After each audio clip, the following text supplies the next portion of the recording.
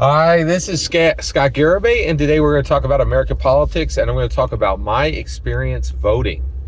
All right, so first of all, you can see my voter sticker. So there's my receipt that I voted. Um, so basically, I had a really terrible time between 2020 and 2024. So I'm just going to be open and honest. I voted for Donald Trump. I really did not like doing that, right? I really wish there was a noble, capable, a person to. Um, I think Donald Trump is quite capable. I just don't think he's noble. I wish there was a noble, capable leader to vote for, but we just didn't have that option in 2024. And I'm hoping that in 2028, maybe that's something we could have. Maybe we could have good people on the Democrat side and on the Republican side. I'm not sure how we get to a path to do that, because you have to fix the American people to do that. The problem we have right now is the American people. We're choosing terrible people for our leaders, and it's really frustrating. And I do want to say I spent my time on the third party vote side. I really did try. I really think Andrew Yang was the right guy. I really felt, we're just doing a terrible job. But let me give you a field report on my voting experience. So I live in a small suburb in the south of Philadelphia. When I arrived at the polls, it was more packed than I've ever seen it. I had to walk longer, and it was more difficult to park my car than I've ever seen before. When I got there, the yard was pretty messy, right? It was just a bunch of political signs, both Democrat and Republican, but some of the signs were twisted, I was like, not planted firmly. They were at all angles. Looked like there had been maybe a little bit of a skirmish, as just a sign skirmish, not any fracas, not any physical fracas between anybody. But the signs were in disarray. The signs were pointing in all kinds of different directions. Looked like maybe some of them had been pulled up and put back down, and some of them were like twisted and on one.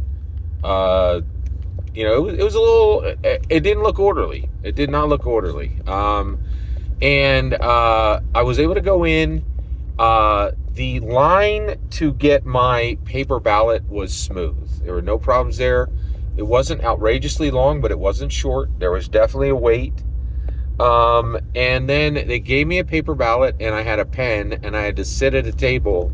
There was no booth, right? It was just sitting at a table with like a project folder, with like the thing you buy for your kid when they do like a science project, to just cover your vote.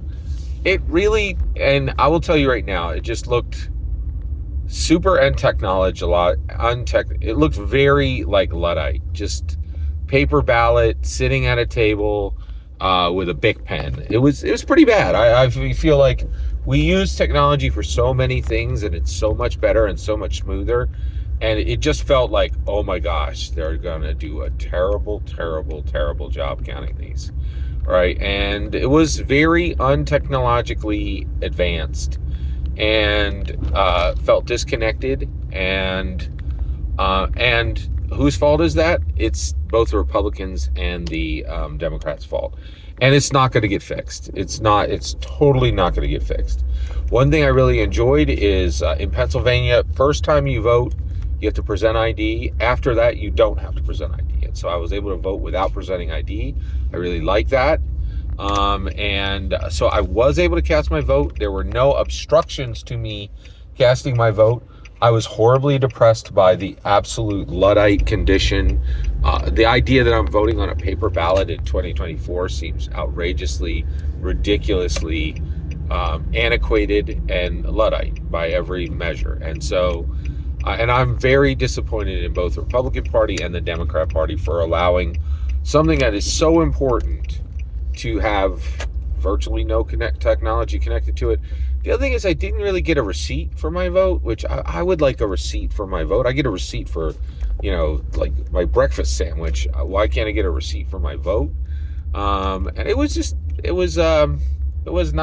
it didn't fill me with hope, right? It really didn't. So that's my field report on voting in the small suburbs of, in the suburbs south of Philadelphia. I'd love to hear your journey, what it took for you to vote, and what that looked like. Every single word you just heard is my humble opinion. The important part is when I get to hear your humble opinion when you get in the comments and send your traffic. Please consider like, subscribing, and have a fetch millennium.